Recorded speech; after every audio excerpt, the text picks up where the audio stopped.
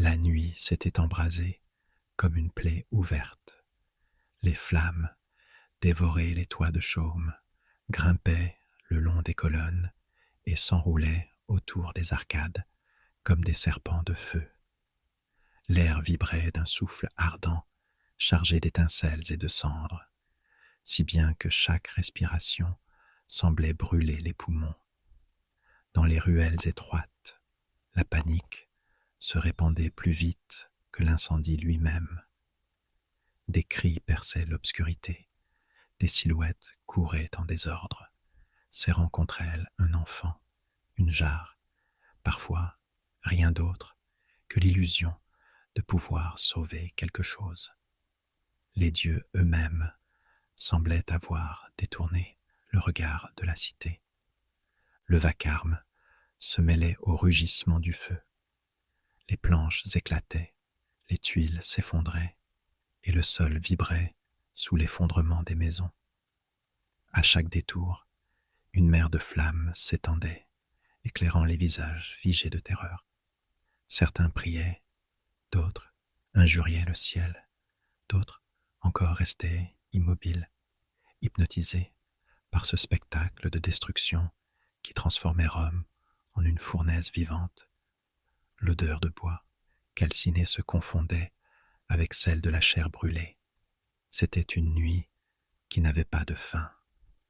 Dans ce chaos, un murmure commença à se répandre, fragile d'abord, puis grossissant comme une rumeur impossible à contenir.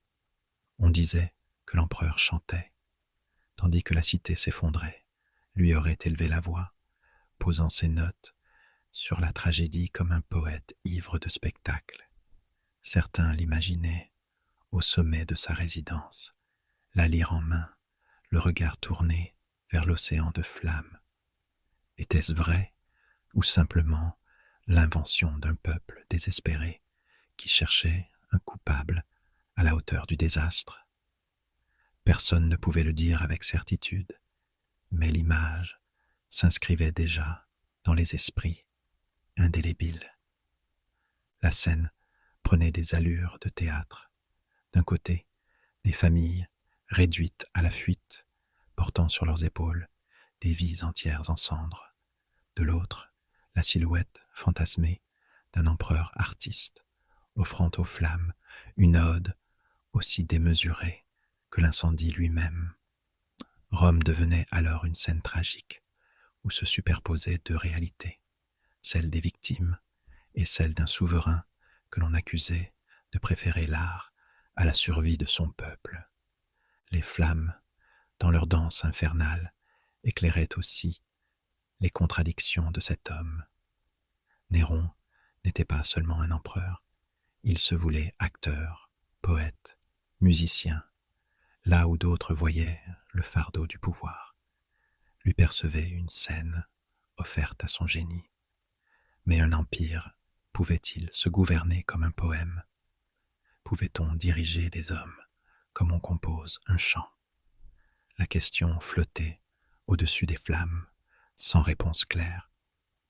Certains spectateurs de cette tragédie racontèrent plus tard avoir entendu des accords, une mélodie perdue dans le vacarme. Peut-être n'était-ce que des échos, le sifflement du vent dans les colonnes brisées, l'imagination troublée par la peur. Mais l'image demeura, l'empereur qui, au lieu de pleurer sa ville, l'aurait transformée en décor de représentation. Rome, ce soir-là, ne brûlait pas seulement de bois et de pierre, elle brûlait de questions, d'angoisse et de rancune. Le peuple se demandait qui avait laissé le feu s'étendre ainsi. Était-ce la fatalité, la vengeance des dieux, ou bien la négligence volontaire de celui qui régnait? Les rumeurs, nourries par la colère et la douleur, grandissaient avec les flammes. Et dans ce tumulte, la figure de Néron apparaissait comme un miroir déformé. Pour les uns, un monstre insensible qui jouait tandis que sa ville se consumait. Pour les autres, un artiste tragique trop grand pour être compris, qui aurait vu dans la destruction la matière brute d'un chef-d'œuvre.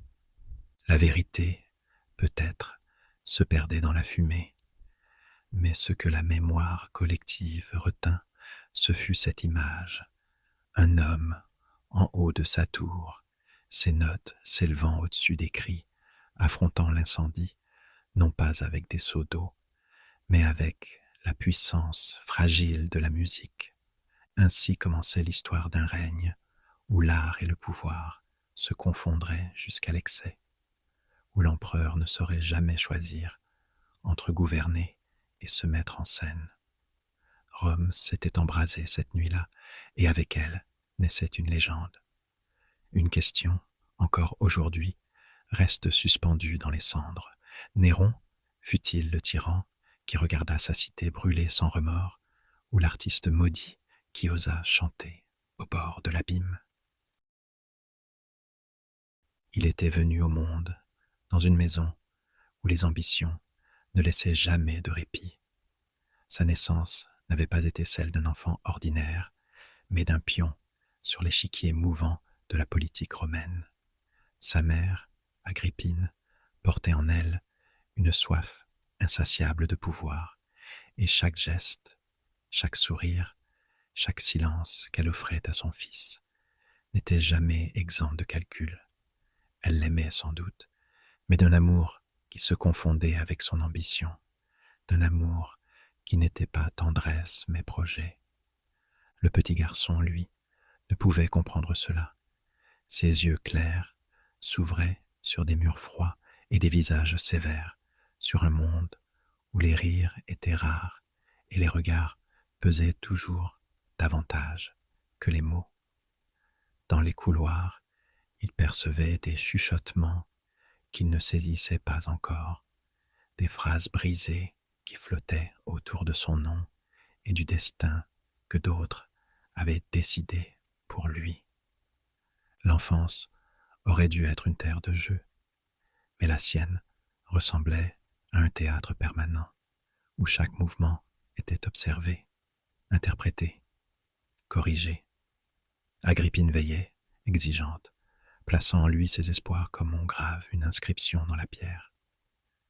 Elle le présentait, encore fragile, aux alliés qu'elle courtisait, aux ennemis qu'elle redoutait, aux sénateurs qu'elle cherchait à séduire.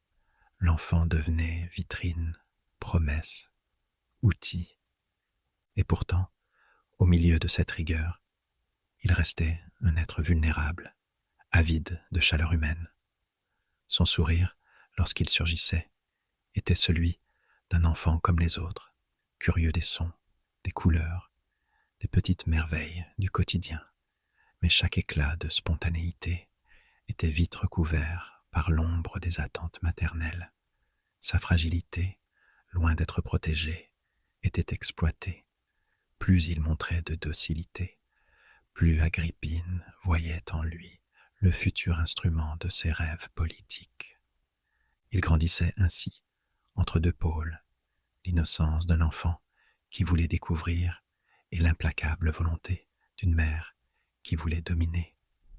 Dans cette tension silencieuse se formait déjà un contraste qui allait marquer toute sa vie, celui d'un être partagé entre ce qu'il était et ce qu'on voulait qu'il devienne.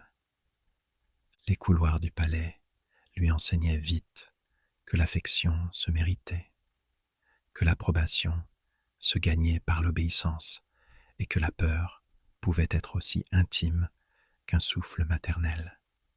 Agrippine savait manier le regard qui intimide, la caresse qui rassure et la menace qui ligote. Elle lui offrait à la fois protection et étouffement, comme une main qui enlace et qui enserre. À travers lui, elle voyait déjà un empire plié à ses desseins. Et lui, trop jeune pour comprendre les jeux de pouvoir, se laissait modeler, apprenant à lire dans les visages plus qu'à jouer avec ses camarades, à écouter les non-dits plus qu'à courir derrière un ballon de cuir. Son enfance n'était pas un temps de croissance libre, mais une initiation précoce aux ombres de la politique. Ce climat d'intrigue tissait en lui une sensibilité particulière. Il découvrait très tôt que les mots pouvaient mentir, que les gestes pouvaient tromper, que la tendresse elle-même pouvait être un masque. Ce savoir, douloureux mais précoce, allait le marquer à jamais, le poussant à se méfier et à chercher dans l'art une vérité plus pure que celle des visages adultes qui l'entouraient. Ainsi, entre les mains de sa mère, il ne grandissait pas vraiment. Il était sculpté, façonné, préparé comme une statue que l'on destine à un temple. Son sourire, son regard, son port de tête, tout devait servir à inspirer le respect, à rappeler sa lignée, à annoncer son avenir. Mais derrière l'apparence soigneusement contrôlée, restait un enfant fragile qui rêvait peut-être d'un peu de liberté, d'une étreinte sincère, d'un moment qui ne soit pas calculé. Dans ce décalage entre l'innocence et la manipulation se dessinait déjà la silhouette de l'homme qu'il deviendrait, à la fois acteur et prisonnier, conscient des regards, mais toujours en quête de reconnaissance véritable, car celui qui, plus tard, chercherait à se montrer sur scène, à chanter devant son peuple, à se donner tout entier à l'art, portait déjà en lui cette faille, la nécessité d'être vu, entendu, reconnu, parce qu'enfant, il n'avait jamais été simplement aimé pour lui-même. L'ombre d'Agrippine planait sur ses premiers pas, tissant autour de son enfance une toile serrée où rien ne respirait librement. Et pourtant, dans le silence des nuits, dans le secret de ses rêveries, l'enfant restait encore ce qu'il était vraiment, un être fragile, écartelé entre deux mondes, balançant entre l'innocence et la contrainte, entre le besoin d'affection et le poids du destin. Il n'avait que 17 ans lorsque le destin, ou plutôt les intrigues, le portèrent sur le trône. Si jeune, encore presque un adolescent, il fut soudain revêtu de l'autorité absolue d'un empire immense. Le poids de Rome reposait sur ses épaules fragiles, mais ce poids, au début, semblait léger, presque exaltant. La cité, fatiguée des excès des règnes précédents, vit dans ce nouveau visage l'aube d'un renouveau. La jeunesse inspire souvent l'espoir, et dans ses traits encore doux, les Romains projetèrent leurs rêves de justice, de générosité, d'un empire apaisé. Les rues bruissaient de rumeurs enthousiastes. On disait que ce jeune empereur souriait avec sincérité, qu'il aimait les jeux, qu'il ne se tenait pas à distance du peuple comme ses prédécesseurs. Ses premières décisions paraissaient confirmer ces murmures.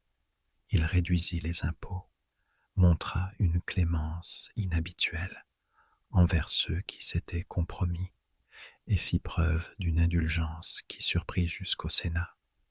Rome, habituée à la dureté des maîtres, découvrait en lui un souverain qui paraissait tendre.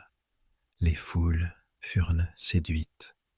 Dans les théâtres, dans les places publiques, on parlait de lui avec une chaleur nouvelle. Les citoyens s'imaginaient que pour la première fois, un empereur vivrait parmi eux, partagerait leurs plaisirs, leur parlerait sans arrogance. Son jeune âge l'entourait d'une aura de fraîcheur, comme si Rome, fatiguée et vieillie, retrouvait un souffle à travers lui. Les premiers mois de son règne prirent ainsi des allures de fête. Les spectacles se multiplièrent, courses, combats, représentations théâtrales, tout était prétexte à divertir, à apaiser la foule. Les arènes vibraient de rires et de cris enthousiastes. Les gradins se remplissaient de citoyens éblouis par la générosité de leur nouveau maître. Chaque jeu offert semblait être un pacte silencieux. Tant que le peuple applaudissait, l'empereur régnerait en paix. Dans ces instants, Néron paraissait heureux. Lui qui avait grandi dans la crainte et la contrainte, goûtait pour la première fois à une affection qui ne semblait pas dictée par les intrigues. Les acclamations de la foule lui offraient ce que l'enfance lui avait refusé, une reconnaissance spontanée, bruyante, presque infinie. Il se sentait vu, entendu, célébré. Cette ivresse le portait, lui donnait l'impression que gouverner, c'était aimer et être aimé en retour. Et pourtant, sous cette liesse, des fissures discrètes commençaient déjà à se dessiner, car ce rapport nouveau au peuple, aussi sincère qu'il puisse paraître, n'était pas seulement l'expression d'une générosité. Il était aussi une mise en scène, un premier pas vers cette confusion entre le trône et le théâtre qui allait marquer tout son règne. Néron n'offrait pas seulement des fêtes, il offrait un spectacle où lui-même devenait le centre invisible, le bienfaiteur dont on acclamait le nom. Le Sénat, de son côté, observait cette effusion avec une méfiance discrète. Les vieux patriciens, habitués aux empereurs sévères, craignaient que tant de légèreté ne dissimule un vide. Comment un adolescent pouvait-il gouverner un empire où chaque frontière menaçait de s'embraser? Comment un jeune homme passionné d'art pouvait-il se plier à la rigueur de l'administration et à la discipline militaire?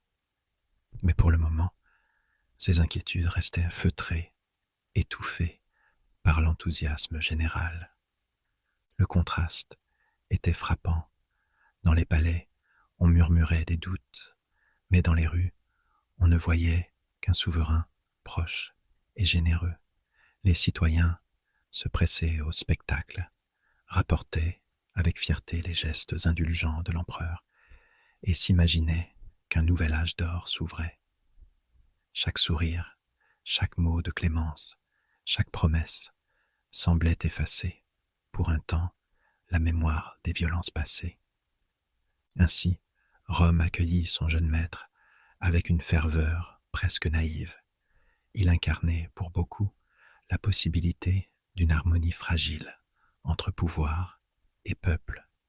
Mais derrière ces applaudissements se dessinait déjà la pente invisible, celle d'un empereur qui, ayant goûté à l'ivresse des acclamations, chercherait toujours à les entendre davantage. Car au fond de lui, cet adolescent devenu souverain n'avait pas seulement découvert le pouvoir, il avait découvert la scène, et la scène, une fois conquise, ne se quitte jamais. Il n'avait jamais voulu être seulement un souverain, là où d'autres empereurs s'étaient glorifiés par les armes ou par l'administration. Lui cherchait ailleurs la trace de sa grandeur. Dans la musique, il percevait une vérité plus profonde que dans les discours du Sénat. Dans la poésie, il voyait une immortalité que les victoires militaires ne pouvaient lui garantir. Le pouvoir, à ses yeux, n'était pas une fin, mais une scène, et chaque jour, il cherchait à la transformer en représentation. Son goût pour le chant et le théâtre était ancien. Dès sa jeunesse, il s'était exercé à poser sa voix, à faire vibrer les mots comme des incantations. Mais désormais, en tant qu'empereur, cette passion prenait une autre dimension. Ce n'était plus un simple divertissement intime. C'était un acte public, un défi lancé aux usages, une manière d'affirmer que Rome devait aussi se courber devant l'art, et que l'art pouvait être gouverné comme un empire. Les premiers spectacles, où il apparut comme chanteur, vêtu de robes éclatantes, surprirent la cité. Certains furent outrés. Comment un prince pouvait-il descendre sur une scène, se mêler aux acteurs, tendre la voix comme un simple poète? Mais la foule, elle, se laissa emporter. Elle voyait un maître qui osait s'exposer, qui osait franchir les barrières sacrées pour partager avec elle ses passions. Les gradins vibraient d'enthousiasme, parfois sincère, parfois contraint, mais toujours bruyant. Il entrait en scène avec une intensité particulière. Sa voix, grave et travaillée, résonnait comme un écho de ses propres tourments. Il récitait, chantait, improvisait parfois, et chaque geste, chaque note, semblait une tentative pour combler un vide intérieur. L'empereur devenait acteur, et l'acteur, sous les projecteurs de Rome, cherchait à être aimé au-delà du respect que commande la peur. Pour les élites, ces spectacles étaient une épreuve silencieuse. Les sénateurs, les dignitaires, les hommes de pouvoir étaient tenus d'assister, d'applaudir longuement, d'exalter des performances qu'ils considéraient souvent comme indignes d'un César. Mais leurs mains frappant l'air n'avaient pas le choix. Refuser, c'était s'exposer à la disgrâce, parfois à la mort. Ainsi, l'admiration se teintait de crainte, et derrière chaque ovation se cachait une angoisse muette. Le peuple, lui, se montrait plus sincère. Les artisans, les marchands, les femmes et les enfants s'enthousiasmaient de voir l'empereur se livrer à eux comme un comédien. Il n'avait jamais été aussi proche de la figure impériale. Pour une fois, elle descendait de ses marbres, de ses trônes, et devenait humaine, vibrante, fragile même. Ils l'acclamaient avec ferveur, et dans leur voix, ils retrouvaient la confirmation qu'ils cherchaient depuis toujours, celle d'être vus, entendus, reconnus. Chaque représentation renforçait ce cercle. Plus il goûtait aux applaudissements, plus il en désirait. Plus il se sentait applaudi, plus il se croyait artiste véritable, et moins il pouvait supporter l'idée de s'en passer. Gouverner, à ses yeux, devenait une fonction secondaire, un arrière-plan.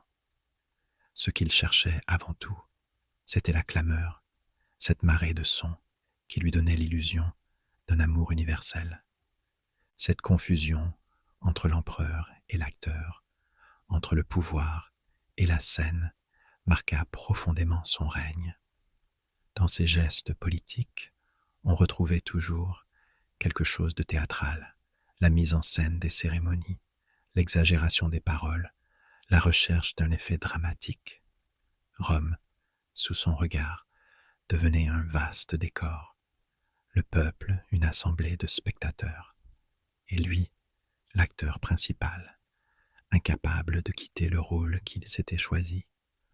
On pouvait s'interroger, cherchait-il dans ses représentations à fuir la solitude d'un pouvoir écrasant, ou bien à réparer l'absence d'un amour jamais reçu? Peut-être les deux. Ce qui est certain, c'est que l'homme ne semblait jamais autant lui-même que lorsqu'il se tenait sur scène, les yeux brillants sous les torches, tendant sa voix vers une foule qui, pour un instant, l'acceptait tel qu'il voulait être. Ainsi, le règne de Néron glissait doucement de la politique vers le spectacle. Les décisions militaires et économiques perdaient leur éclat face aux éclats de sa voix. Les lois, les jugements, les débats au Sénat n'avaient pas l'écho vibrant des acclamations d'un théâtre plein. Dans ce glissement, certains voyaient déjà le signe d'une dérive, d'un empereur qui se perdait dans ses passions. Mais pour lui, c'était l'inverse. C'était enfin l'occasion d'être pleinement ce qu'il croyait être, un artiste offert au monde. Et à chaque représentation, à chaque note prolongée, à chaque ovation forcée ou sincère, il se persuadait un peu plus que sa véritable gloire ne résidait pas dans les victoires militaires, ni dans les décrets du Sénat, mais dans cette communion éphémère entre sa voix et le silence vibrant d'une foule suspendue à ses lèvres. Le lien qui l'avait porté jusqu'au pouvoir devint peu à peu une chaîne trop lourde à supporter. Sa mère, Agrippine, qui l'avait façonné dès l'enfance, continua de le suivre comme une ombre vigilante. Elle lui rappelait sans cesse que son trône était né de ses intrigues, que son pouvoir devait beaucoup à ses manœuvres. Dans ses yeux brillait une exigence insatiable. L'empereur devait rester le fils soumis, l'instrument de son ambition. Mais Néron, désormais adulte et adoré par les foules, ne supportait plus ce joug. Entre eux, l'affection se brisa pour laisser place à une lutte sourde, faite de regards empoisonnés et de silences menaçants. Les récits de leurs disputes se murmurèrent bientôt jusque dans les couloirs du palais. Elle critiquait ses choix, raillait ses passions artistiques, le rappelait aux devoirs qu'elle estimait sacrés. Lui, dans sa fierté blessée, voyait dans ses reproches l'ombre d'une tutelle dont il devait se libérer. La tension monta, inévitable, comme une marée que rien ne retient. La mère et le fils, jadis alliés, devinrent ennemis. La décision qu'il prit fut irrévocable. Agrippine devait disparaître. D'abord, il imagina un stratagème digne d'une tragédie, un navire truqué, conçu pour s'effondrer sur la mer et précipiter sa mère dans les flots. Mais le plan échoua. Agrippine survécut au naufrage, regagna la rive, trempée mais vivante, et plus menaçante encore. Alors, Néron choisit la brutalité. Des hommes furent envoyés pour achever ce que la mère n'avait pas accompli. La mère qui l'avait portée, guidée, parfois étouffée, tomba sous les coups, laissant son fils seul face au silence d'un matricide. Ce meurtre ne fut pas seulement un acte politique, il fut un basculement intime. En supprimant sa mère, Néron pensait briser l'ombre des intrigues qui pesaient sur lui.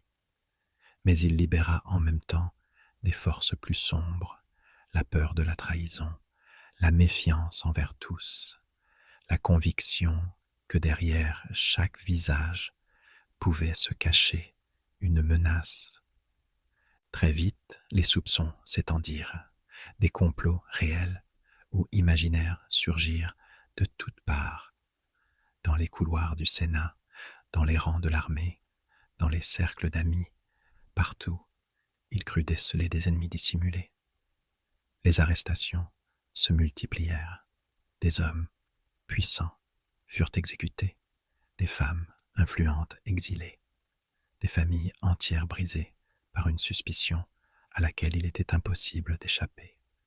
Chaque sourire trop appuyé, chaque silence trop long devenait une accusation muette.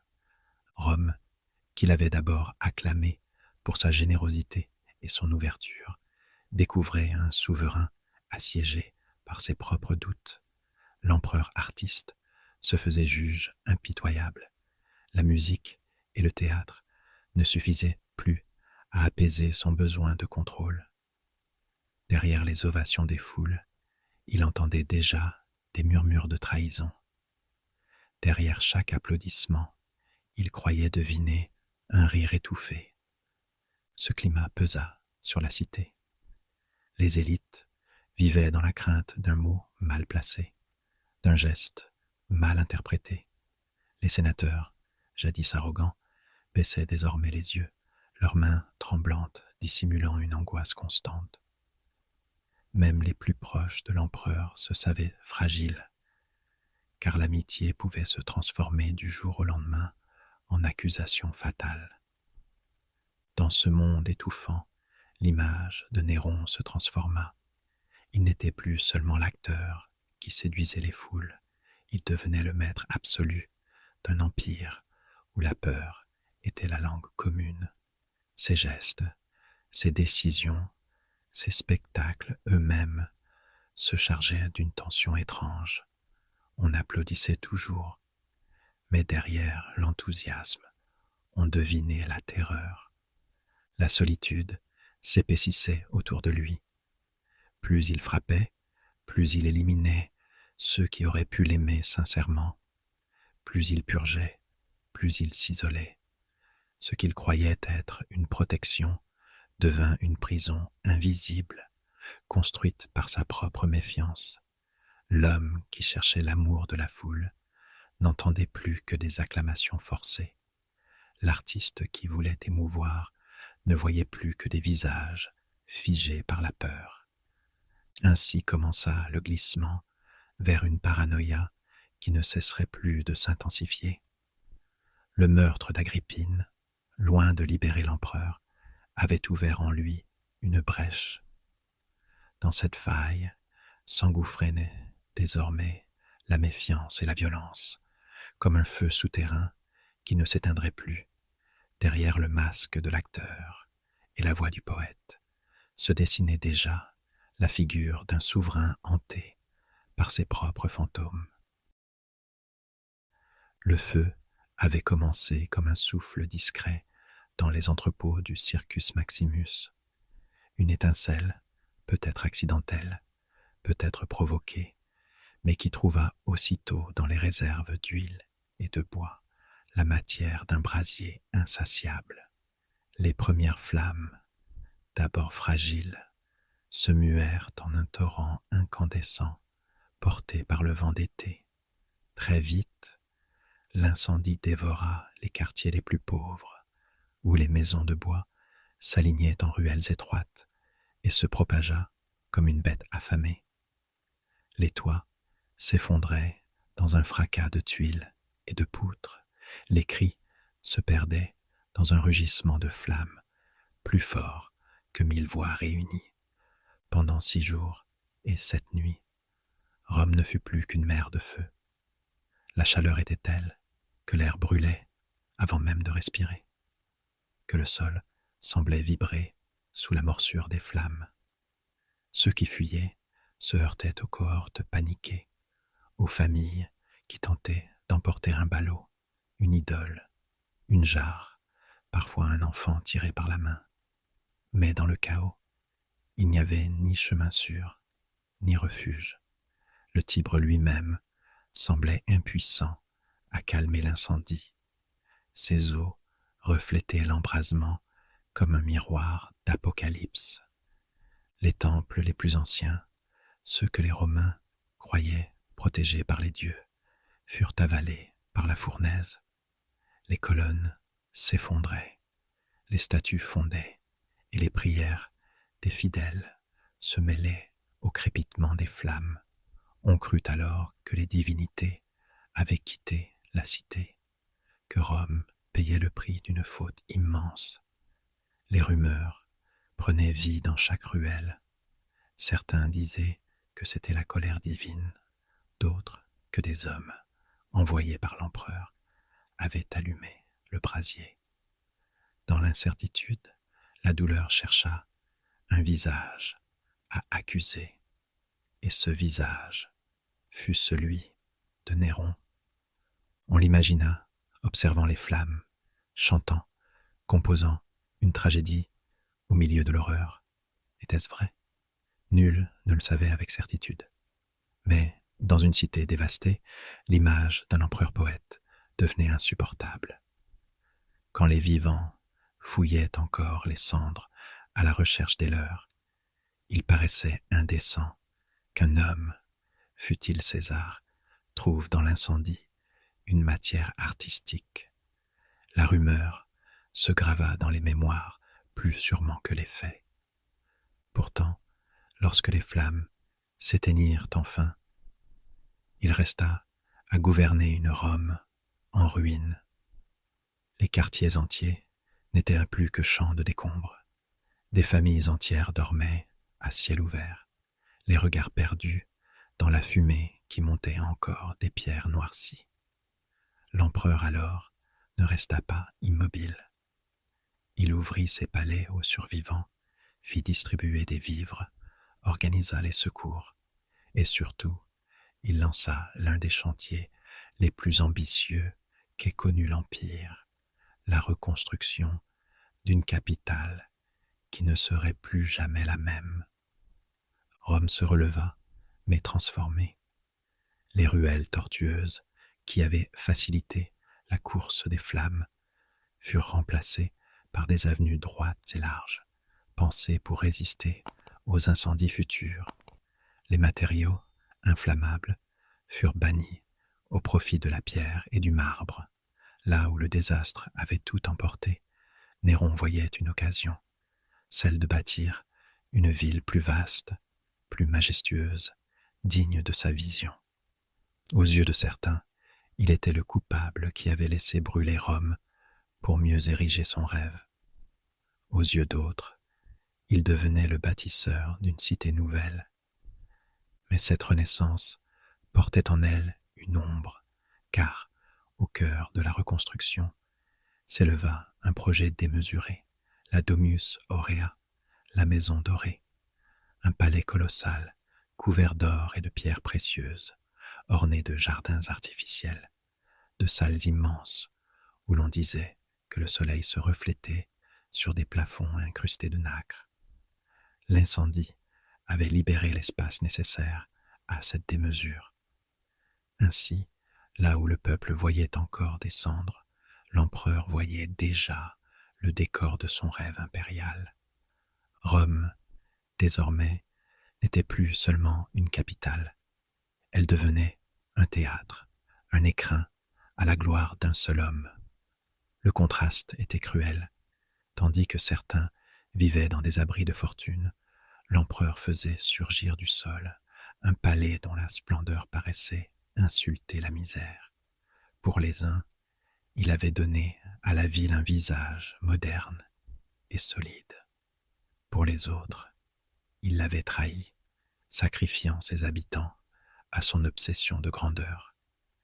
Ainsi, l'incendie de 64 ne fut pas seulement une catastrophe matérielle. Il fut un miroir tendu à la figure de Néron. Dans ces flammes, chacun vit ce qu'il voulait voir. Un tyran incendiaire, un artiste détaché du réel, ou un visionnaire reconstruisant Rome à la mesure de ses rêves. La vérité se perdait dans la fumée. Mais une certitude demeurait. Jamais la ville, ni son empereur, ne retrouveraient leur innocence d'avant l'incendie. Rome avait brûlé, et dans ses cendres s'était inscrite une légende où l'empereur apparaissait à la fois comme le fossoyeur et le démiurge, le destructeur et le bâtisseur. Et l'on se demanda longtemps si la nouvelle Rome était née d'une tragédie accidentelle ou d'une volonté cachée qui avait trouvé dans le feu la matière première d'un rêve impérial. Sous les collines encore noircies par l'incendie, un palais prit forme, d'abord comme une rumeur, puis comme une évidence qui s'imposait au regard. Là où des quartiers entiers avaient disparu dans les flammes, s'étendait désormais un domaine sans limite, un univers clos dont chaque mur, chaque voûte, chaque colonne portait l'empreinte d'un rêve devenu pierre. On l'appela la Maison Dorée, et le nom seul semblait une provocation. Les visiteurs qui franchissaient son seuil entraient dans un monde qui n'avait plus rien de commun avec la Rome habituelle. Des salles immenses, dont les plafonds, incrustés de pierreries, diffusaient des reflets changeants selon la course du soleil. Des murs recouverts de fresques éclatantes, représentant des paysages imaginaires, des créatures mythologiques, des jardins infinis, peints avec une minutie telle qu'ils semblaient respirer. Dans les couloirs, des fontaines chantaient doucement, répandant une fraîcheur parfumée, tandis que des bassins reflétaient des dômes où l'or se mêlait à l'ivoire. Au centre de ce palais, une rotonde colossale surprenait par son audace, Son plafond pouvait tourner, imitant la course des astres. Les convives, installés sur des lits somptueux, dînaient sous un ciel artificiel, où le jour et la nuit s'alternaient comme au rythme d'une pièce de théâtre. Des parfums tombaient du plafond avec les pétales de fleurs, et l'air lui-même semblait travailler pour flatter les sens. Rien n'était laissé au hasard. Chaque détail était une affirmation que l'empereur ne se contentait plus d'habiter la terre, mais qu'il voulait recréer l'univers à sa mesure. Autour du palais s'étendaient des jardins qui défiaient l'imagination, des collines artificielles, des lacs creusés de main d'homme, des forêts entières transplantées pour offrir au maître des lieux un paysage digne des dieux. On disait qu'on y trouvait des bêtes venues d'Afrique, des oiseaux rares, des fleurs aux couleurs étrangères. C'était une nature domptée, réinventée, offerte comme un décor vivant à un seul spectateur, Néron lui-même. Ce faste, pourtant, ne brillait pas seulement de beauté, il brillait aussi de scandale. Chaque colonne de marbre, chaque parcelle de mosaïque rappelait aux Romains ce qu'ils avaient perdu dans l'incendie. La maison dorée se dressait comme une blessure ouverte, édifiée sur les cendres de milliers de foyers disparus, là où les pauvres erraient encore dans des abris précaires. L'empereur s'enfermait dans un palais d'or. Ce contraste nourrissait la colère. On murmurait que les flammes n'avaient pas seulement détruit la ville, mais préparé le terrain pour cette démesure.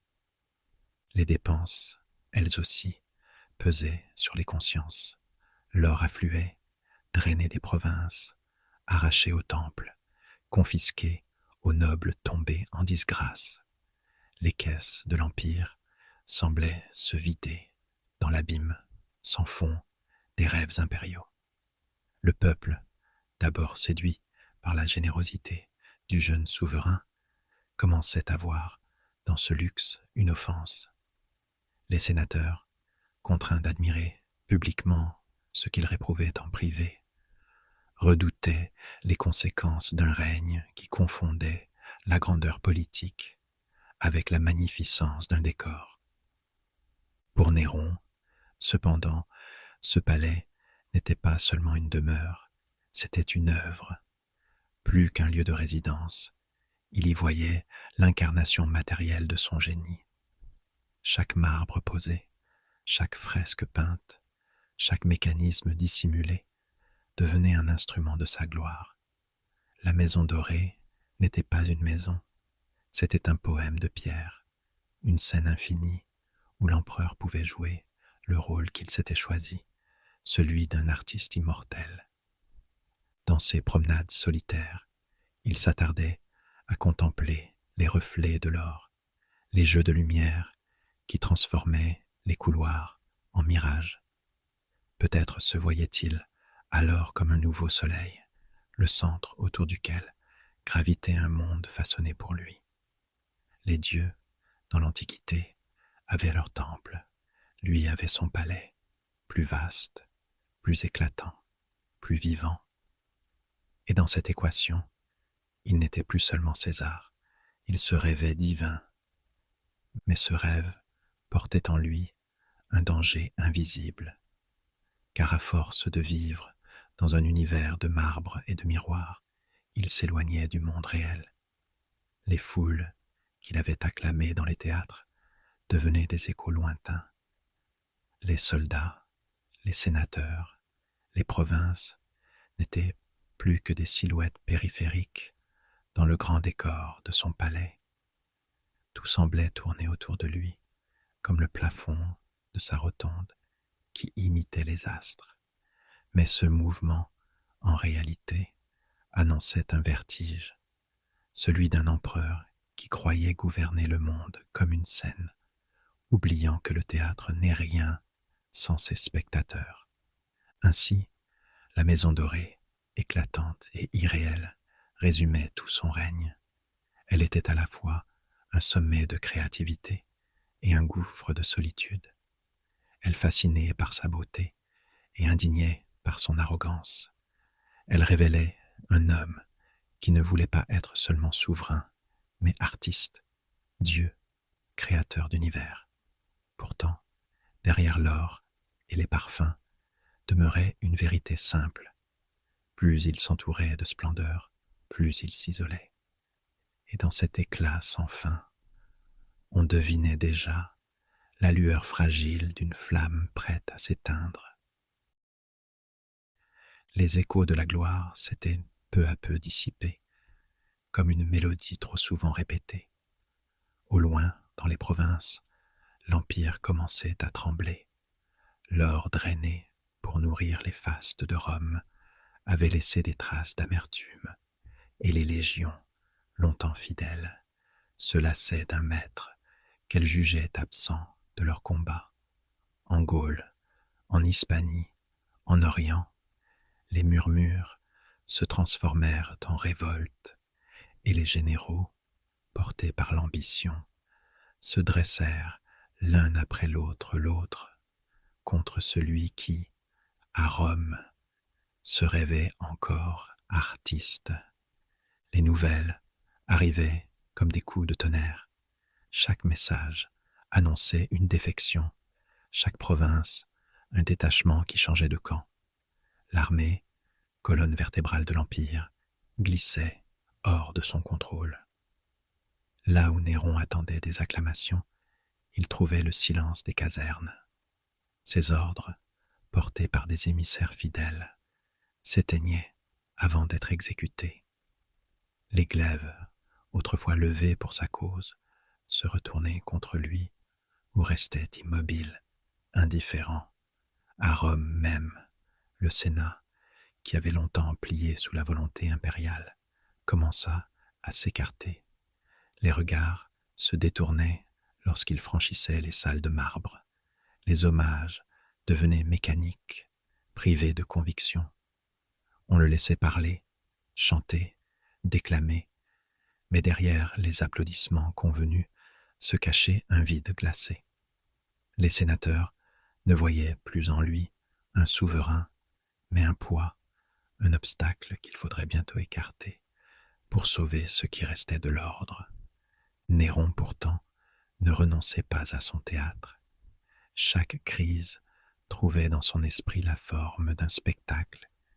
Il aimait se présenter comme héros tragique, victime d'un destin hostile, incompris par les siens. Les conspirations, les défections, les trahisons n'étaient pas pour lui les signes d'une faillite politique, mais les actes d'une pièce sombre où il tenait le premier rôle. Il se savait seul, mais il transformait cette solitude en posture dramatique, comme si l'univers l'avait choisi pour incarner l'exil et la grandeur. Plus il se retirait dans cette vision, plus la réalité s'éloignait. Ses proches conseillers l'abandonnaient les uns après les autres.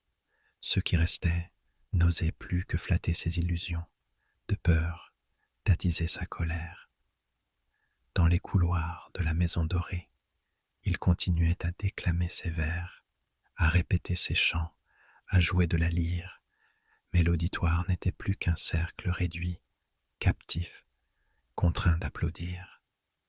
La grande salle de spectacle de Rome se vidait, et lui, au centre, poursuivait son rôle, comme si rien n'avait changé.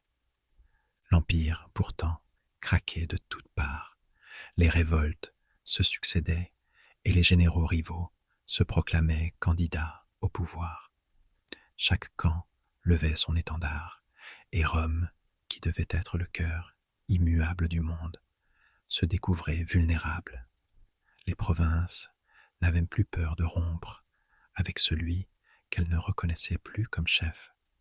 Même les dieux semblaient s'être détournés, car les sacrifices publics ne ramenaient ni victoire, ni apaisement. Le peuple, autrefois séduit par ses largesses, se montrait froid.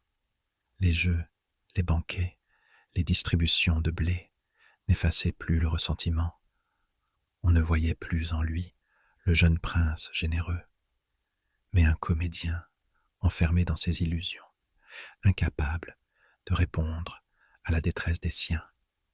Les voix qui l'acclamaient avaient un baissé d'intensité, remplacé par des rumeurs sourdes, des accusations répétées à voix basse dans les marchés et les tavernes. Ainsi se forma l'image d'un empereur prisonnier de son propre théâtre. L'homme qui avait voulu modeler Rome comme une scène se retrouvait seul au centre d'un décor trop grand pour lui. Ses gestes perdaient leur force, ses paroles leur portée.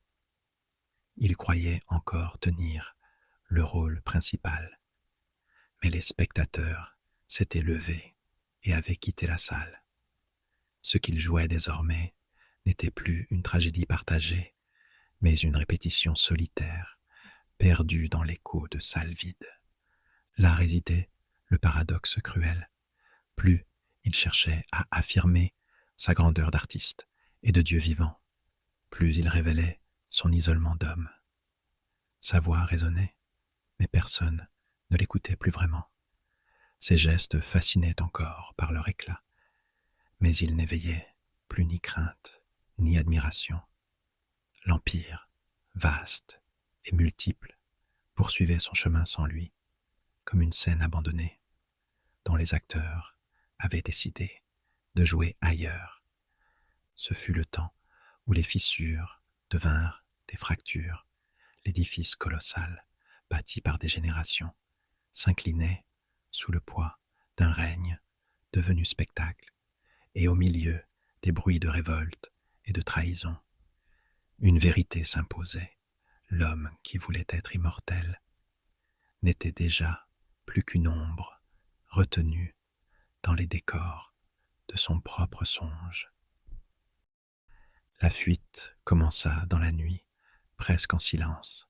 Néron, jadis entouré de foules acclamantes, quittait Rome sans cortège ni gloire. Quelques fidèles seulement l'accompagnaient, des serviteurs hésitants, des hommes plus effrayés par son courroux que dévoués à sa personne. La ville, autrefois théâtre de son pouvoir, dormait dans une indifférence glaciale. Ses ordres n'avaient plus de poids, ses gestes n'éveillaient plus de respect. Le monde continuait sans lui, et Rome, sa Rome, l'avait déjà effacé de sa mémoire. Sur les routes, il errait comme un fantôme. Chaque pas l'éloignait des marbres et des ors qui avaient constitué son univers. Il n'était plus empereur, mais fugitif. Ses paroles, ses chants, ses visions n'étaient plus que des murmures portés par le vent. Ceux qui marchaient encore à ses côtés le faisaient avec lassitude, guettant l'instant où il faudrait se détourner, l'abandonner à son destin. L'homme qui avait régné sur l'empire le plus vaste de la terre se retrouvait nu, fragile, poursuivi non par des ennemis visibles, mais par l'évidence de sa chute. Le Sénat l'avait déclaré ennemi public. Ses généraux s'étaient dressés contre lui, et le peuple, autrefois séduit par ses spectacles, ne demandait plus sa voix ni ses dons. Il n'y avait nulle scène où briller, nulle salle à remplir, seulement des champs déserts et des chemins solitaires. Lui qui s'était rêvé, soleil autour duquel tournait l'univers, ne trouvait plus que l'ombre d'un abri de fortune, une villa reculée, où le silence pesait plus lourd que 1000 accusations. Là, dans cette retraite imposée, il découvrit la solitude absolue. Ses compagnons l'abandonnaient un à un, incapables de supporter plus longtemps l'attente d'une fin annoncée. Resté presque seul, il se confronta à ce qu'il avait toujours repoussé, l'idée de sa propre fin. Il ne songeait pas à un jugement des dieux, ni à un dernier combat, mais à l'étrangeté de mourir sans public. Toute sa vie avait été un spectacle, et voici que le dernier acte se jouait sans spectateur. Dans ces instants, il trouva encore la force de transformer la mort en art. Ces derniers mots, murmurés avec une gravité presque théâtrale, furent ceux d'un homme qui se voulait poète jusqu'au bout. Quel artiste meurt avec moi? Ce cri, à la fois orgueilleux et désespéré, ne cherchait pas à nier l'échec politique ni la disgrâce. Il affirmait seulement que dans l'effacement du souverain disparaissait aussi une vision, une sensibilité, un éclat singulier qui ne se répéterait pas. Il tomba ainsi, non comme un général au champ de bataille, mais comme un acteur privé de scène. La main qui l'aida à franchir ce seuil fut celle d'un esclave, ultime ironie d'un règne fondé sur la démesure. La vie s'éteignit, et avec elle, le rêve d'un homme qui avait voulu mêler pouvoir et art, empire et tragédie. Rome, dès lors, se détourna vite. Le Sénat proclama d'autres noms, l'armée se rallia à d'autres chefs, et les flammes qui avaient symbolisé son règne ne furent plus que cendres dispersées. Mais le souvenir lui demeura, car un nom, une figure, une légende ne disparaissent pas avec un souffle. Elles traversent le temps, portées par les récits et les jugements, les rumeurs et les poèmes. À travers les siècles, Néron resta cette silhouette ambiguë, tyran cruel pour les uns, visionnaire incompris pour les autres. Son image se fit flamme et ombre, éclat et ruine, comme si son existence entière n'avait été qu'un paradoxe. Il avait voulu que Rome fût une scène, et Rome, à sa manière, l'avait retenu dans son rôle éternel, celui de l'empereur qui brûle autant qu'il éclaire. Son nom résonne encore comme une note suspendue entre la beauté et l'effroi. Il rappelle qu'un règne peut être à la fois lumière et cendre, qu'un homme peut chercher à être Dieu et n'être finalement qu'un mortel en fuite.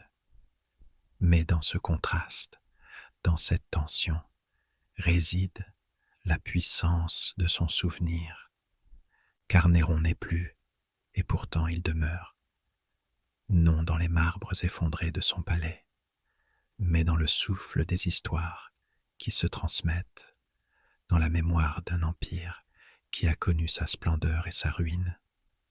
Et peut-être est-ce là, finalement, l'écho qu'il cherchait, non une immortalité parfaite, mais une présence incertaine, toujours entre ombre et lumière, gravée dans la conscience des siècles comme une flamme qui ne s'éteint jamais tout à fait.